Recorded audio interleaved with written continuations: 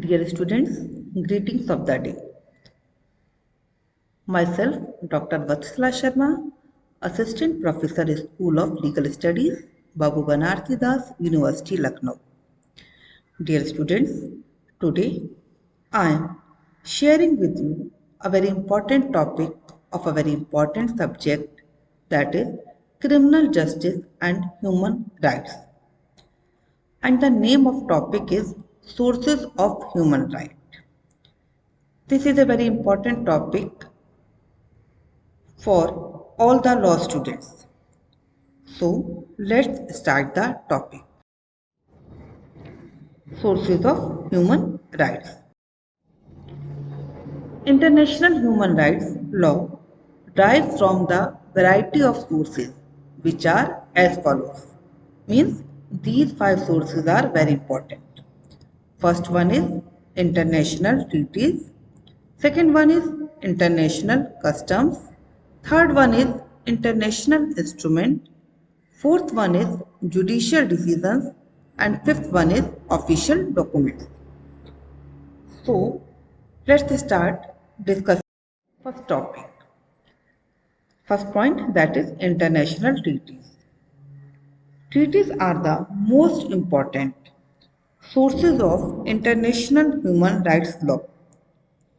Presently, a number of multilateral treaties relating to human rights are in force, which are legally binding to those states which are parties to them. The most important in them is the United Nations Charter itself, which is binding on all the states in the world and establishes at least general obligations to respect and promote human rights. In addition to the Charter, a number of other multilateral human rights treaties have been concluded under the area of the United Nations and its specialized agencies, which create obligations to the contracting parties. There are also many regional treaties on human rights.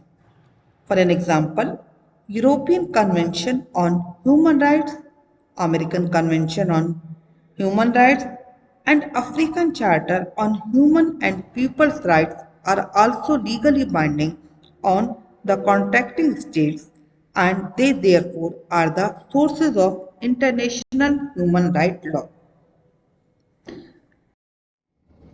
Now we will discuss about the second very important source, that is international customs. Certain international human rights have acquired the status of customary international law by their widespread practice by states, and they therefore are binding on all the states without regard to whether they have expressly consented.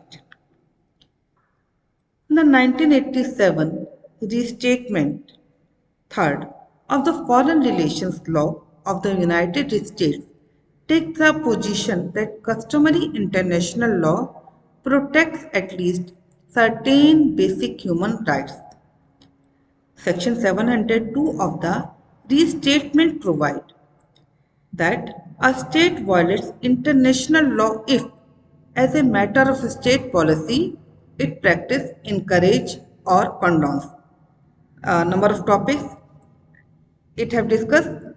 Number one, genocide. Second, slavery or slave trade. Third, the murder or causing the disappearance of individuals. Next, torture or other cruel, inhuman, or degrading treatment or punishment. Next, prolonged arbitrary detention. Next, systematic racial discrimination. Or the last one is a consistent pattern of gross violation of internationally recognized human rights.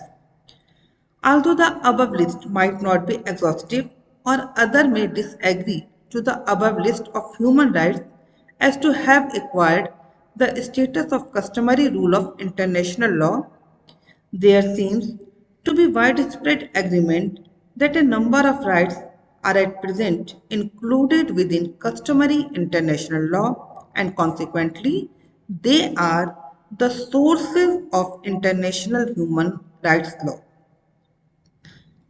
It is desirable that a study is conducted to prepare a list of those human rights which have acquired the status of international customary law. It would be of immense help to the International Court of Justice, states and to their courts as they would come to know about them. So this was the second important source of human right and now we will discuss about the third source of human right and that is international instruments. A great number of international declarations, resolutions, and recommendations relating to human rights have been adopted under the area of the United Nations, which have established broadly recognized standards in connection with human rights issues, despite the fact that they are not legally binding on the states. The most important of these is the Universal Declaration of Human Rights of 1948, which possesses a moral or political force that may be useful in persuading government officials to observe human rights standards. Some of the rights referred to therein have acquired the character of customary rule of international law. Declarations adopted by the Tehran Conference that is held in 1968 and the Vienna Conference that is held in the 1993 also serves as the source of the commitment by the international community. So this was third source. Now we will discuss about the fourth source and that is the judicial decision. Decisions of the various judicial bodies are relevant in the determinations of the rules on human rights issues. Although actions by the International Court of Justice in the area has been limited, there is no doubt that cases could fall within its competency. European Court of Human Rights, a regional court, since the lawless case decided in 1960, has adjudicated many disputes successfully. The increasing case load prompted a lengthy debate which resulted into the creation of a new European Court of Human Rights on November 1, 1998. Although a few cases law under the American Convention is as yet in its infancy, decision of the municipal courts on human rights issues have contributed immensely to the development of international human rights law. In addition to the judicial decisions, opinion of the arbitral bodies whose function is to mediate on complaints of human rights violations under various treaties also assist in the determination of the rules relevant to international human rights. And the last one is official documentation. Official document of the United Nations and its subsidiary bodies have produced a very vast amount of documentation relating to human rights matters. Human Rights Law Journal, Human Rights Review, and European Law Reviews, and the collective work done under the area of the international bodies are of considerable value. The above are the important sources of international human rights law, but they by no means are exhaustive. Many international and national institutions contribute to the protection of human rights despite the fact that they are primarily concerned with other issues.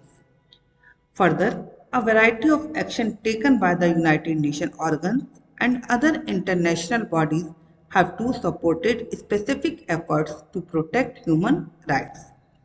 It is to be noted that out of the above sources, treaties and customs are the most important sources.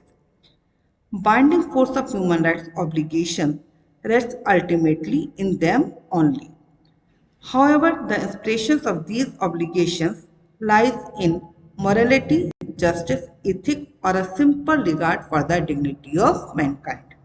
So, dear students, here I have completed the topic, that is sources of human right, and in next lecture we will discuss a new topic. Thank you so much.